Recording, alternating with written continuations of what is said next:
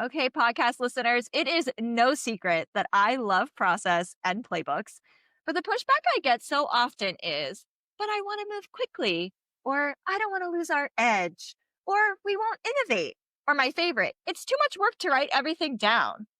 Today, we have the absolute perfect guest to break down building a playbook when you start from zero.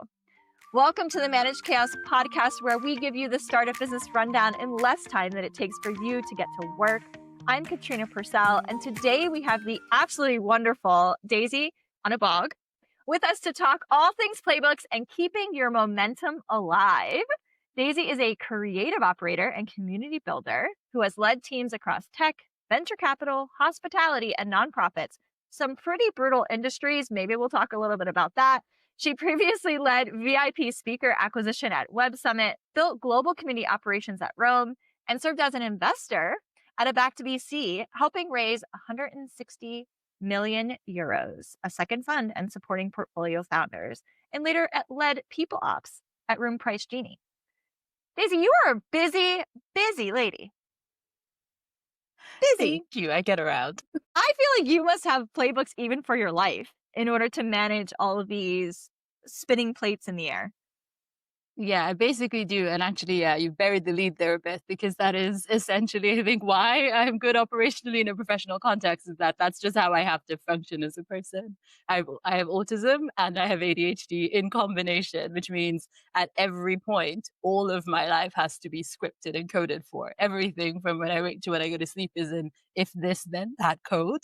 So year on year growing up has just been consolidating all the code into ever more efficient playbooks and heuristics. And so when I then showed up to the world of work, I was like, it's just doing this for a specific purpose rather than for everything. That's way easier, actually. And so, yeah. I feel like I don't have to do it for all the things, only one specific process. Great. Yeah, you're like, one outcome, one particular set of stakeholders. Oh, this is great. This is amazing. So when you realize there's no playbook, what first principle steps can someone take in maybe a week, let's say, to manage the chaos, right? And let's think about that chaos is all of your different stakeholders, all of your different constraints. My favorite success metrics, people are like, I want it to be successful. What does that mean? How do you define success? So I think a good place to start when it's just wide open space, it's the equivalent of a blank page you've walked in on your employee 4 of the startup, for instance, is one, remind yourself that there's no such thing as a bad place to start, actually, that the only bad thing to do is to get stuck in ruminating as to what you should do to begin with. Whereas if you just pick anything and get started, eventually you will just keep moving around the board. And so if you need something to use to orient yourself, then just go with curiosity. What part of this mess are you most personally intrigued by? Because you may as well start with trying to look after your own system and what fuels it well and what's likely to power you to do more, what you're likely to be able to be sustainably interested in. So start there. Like, what is the area of this that, on a personal level, you wouldn't mind getting stuck into first? And then within that, who are the stakeholders? So who cares about this? Apart from you caring about this because it's part of your paycheck or it's part of your big dream or that you're personally interested in this area of things, who else gives a damn? And then who are they and why do they give a damn? And then what specifically do they care about within that? And by the time you've answered those questions already in an arena, you've already now started to look at what good outcomes are attached to that, because by the time you're putting yourself in the mindset of who your stakeholders are, whether that's who hired you, whether that's an investor, whether that's an archetypal customer, you're now starting to think through, okay, well, then this is what outcome way down the line might look like. And then it's just a working backwards thing. I think operations become a lot more obviously fun and exciting, as they actually are, if you imagine them as the Rube Goldberg machines that they are, which is those, when you see someone who's set up this whole room's worth of dominoes, or thing hits thing, then the ball drops here, and then the water moves and it makes whatever. That's what's happening. And so if you've thought about stakeholders, so you've already localized an area of the map by following curiosity, you've thought about stakeholders to try and start to get some picture of an end outcome. And then you imagine going backwards until there's a starting point where you are now. And then you just start with that task. And just don't worry about the fact that the rest of the map is still blank. And that's okay. Once you get moving, you will keep being pulled from task to task until eventually you're getting around. I really love the visual of that, the dominoes maybe falling or that's such a great way to describe it because I think for a lot of people, operations and processes can feel very nebulous, especially Yeah. if they're not used to having to create them in their life. I feel especially just even the synchrony of running our house. It's okay, when does the school bus come and when does lunch have to be made and all the things that back up from Yeah. the fact that you have to be at the bus stop by a certain time. What Yes. does that then create for the morning routine? And have been teaching that to our niece and just trying to understand how little kid brains even think about it. Let's start to piece Yeah. this out, right? How does this work? Du-du-du-du-du. Exactly. So walk us through a concrete playbook that you built from zero. So think about your inputs, what is like the one little your secret sauce, right? Maybe your smallest artifact. And how did you iterate on it? Because I think that's the thing that people struggle with. They think once they've created a playbook, Yeah, it's chiseled in a stone and it can't change. exactly. So, okay, now I'm picking between two. Okay, no, I'll go with the one of back to BC because I'm obsessed with that whole that whole era of mine, my girl boss era, as I call it. But the brief, more or less, was that we want the best scout network in Europe. We want to find as many people as possible who will source deals for this fund and will be incentivized to source, lots of deals, and the best deals will prioritize our fund Okay. for giving information rather than to anybody else. But we also don't want to formally hire them, and we don't want to sort of pay retainers because that becomes very quickly unsustainable.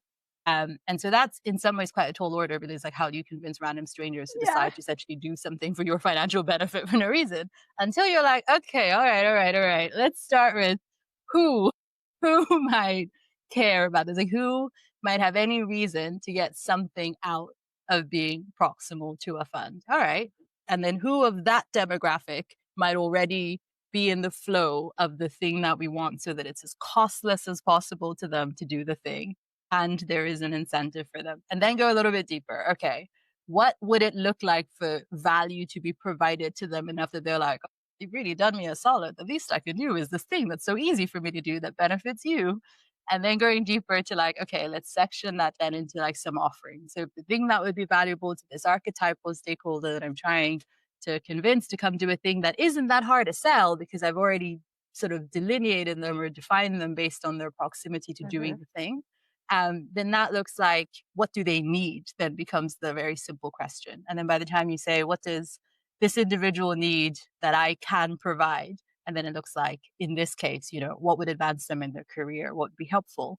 That would probably be like being validated, being taken seriously because Mhm. they're individual actors and movers in a very image driven industry. So if you're an angel investor or the head of a founder network or anything like that, then being validated, being taken seriously, having peers that can support you, all of these things now Mhm. start to become very obviously good. And then you go from there to like, okay, what is a prototype of an offering that essentially says, hey, here's some validation for you. Here's you being taken seriously. Yeah. Here's you being given this thing. And then from there to, okay, well, there's nothing quite like physical objects. There's nothing quite like your name in print. There's nothing Mhm. quite like a book. There's nothing like something you can show to someone else and be like, look, it's real. And so that was the first iteration version of it, was that there would be, of all the people that we'd invited to be the sort of founding members of this, that we would do a book that was a compilation of the articles and sort of piece about them and different things. So they were all represented in this item. And then it was the welcome gift. And so you would come to the event and prioritize coming to it of all the other things that you loosely signed up to be involved in the world of VC, which is many things, because you're like, someone printed my article in a book. I really want to see it. I really want to have this thing. I want to show it to other people. And then came the iteration, because that's a great way to do big, shiny launch thing that draws everybody in. But that is Sure. unsustainable for me to be devising network theory, running around looking after people, doing some investing on the side, and also Yeah. publishing an annual anthology. Like, it's not going to happen. And so that's generally, and the reason I use this example is that is generally my approach to things, is the like, where do I want to start finding the people and finding how to please them? How do I turn that into actual deliverables? Okay, what's the first big shiny version? And then from there, what's the thing that essentially would still hit the spot, but Be is way sustainable. simpler? So it doesn't feel like a downgrade, but it 100% is. And so I'm like, the reason it was big and shiny and exciting is that it was a platform that felt, real because it's physical. Mhm. And it was great because it was something they could pass on to other people and show. And so I'm like, I know the core kind of qualities that worked for the first version. what would be simpler? I'm like, well, probably something where they're sourcing and putting the material together themselves, so I don't have to do it. And then suddenly that's like, well, then there should just be like, an online magazine. There should just be a platform. Well, Medium is already becoming a thing that more and more funds are using. And it's actually already a good thing for us to be thinking about a strategy that means there's more articles coming out of the fund Yep. anyway. Let's combine those and say this platform can be really big if we all invest in it. If everybody is sharing and resharing and reposting the things that are put here, suddenly you get a lot of reach by virtue of being part of this. But also, you should get to decide amongst yourself what goes there and submit to each other and have a discussion amongst yourselves. Oh, is that also going to mean that you end up being more active in the WhatsApp group, for Yeah. instance, because you'll have reasons to discuss things like whose articles are going up, etc.? Great, amazing. And so, yeah, that's more or less a whistle stop tour to how I think through things, which is take the nebulous question and then pin it down to like really the thing that they're asking me here is we want some people to be close to us and feel grateful enough to do an action. Who are the archetypal people? What would it take for them to feel Mhm. grateful for? What's a really big shiny thing version of that to start with? And then what is a skeleton version of the first shiny thing? And yeah.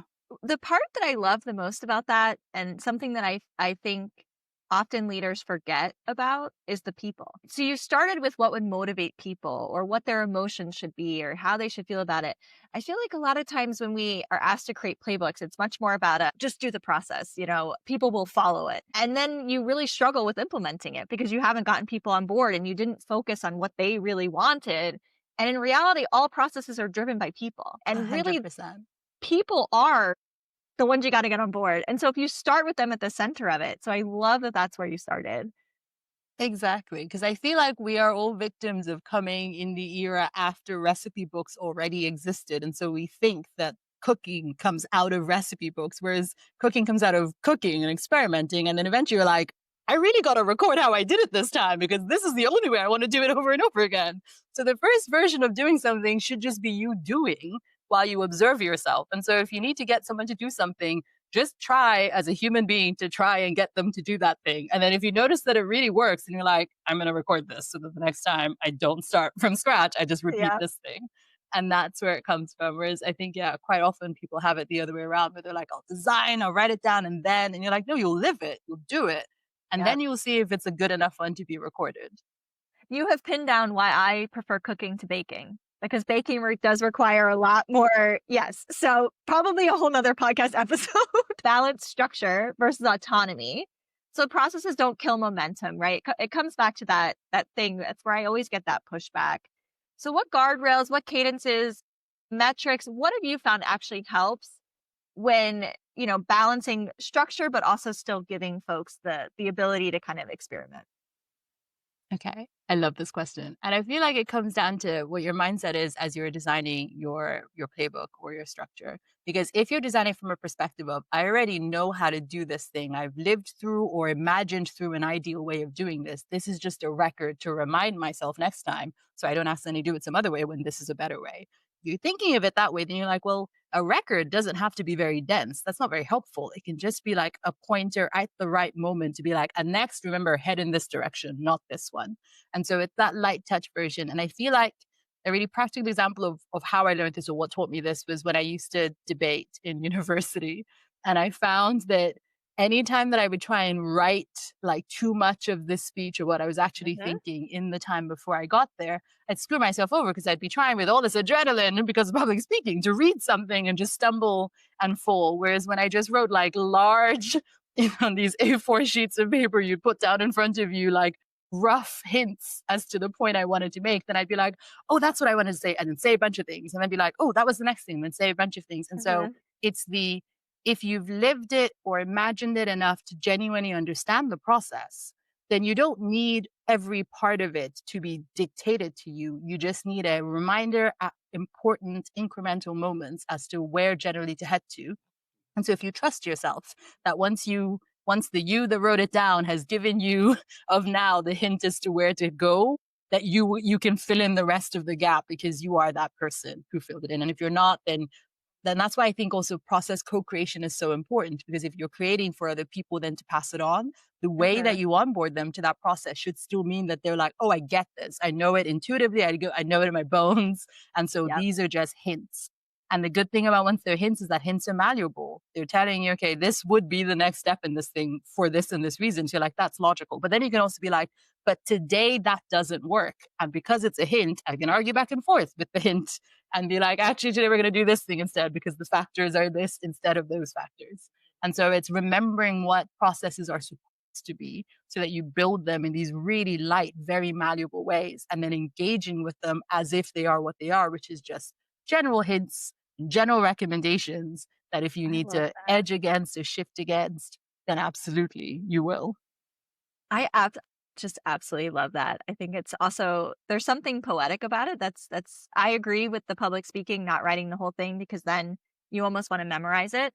And it doesn't allow you in the moment to shift based off of audience reactions or the way the crowd Nothing. is engaging with you. If you Yeah. haven't memorized, you want to memorize it. I love the signposts and just the bold, maybe a couple bullets, right? Just to remind you. So it's a beautiful way to put it and probably a fantastic way to end. Although I would prefer to talk to you for the rest of the day. You can find Daisy on her Strange Life podcast, which I highly recommend. We will put in the show notes all the links there so you can find her. She is also on LinkedIn, of course, and she is available for speaking and media inquiries. We will see you on the next episode of Managed Chaos Podcast. Outsourcing your US tech talent shouldn't be hard. With Pobble.io, we deliver high quality teams on demand and provide huge cost savings to your business. Try it now at Pobble.io. Mention the amazing guys at Managed Chaos when you email us and get a free market data report.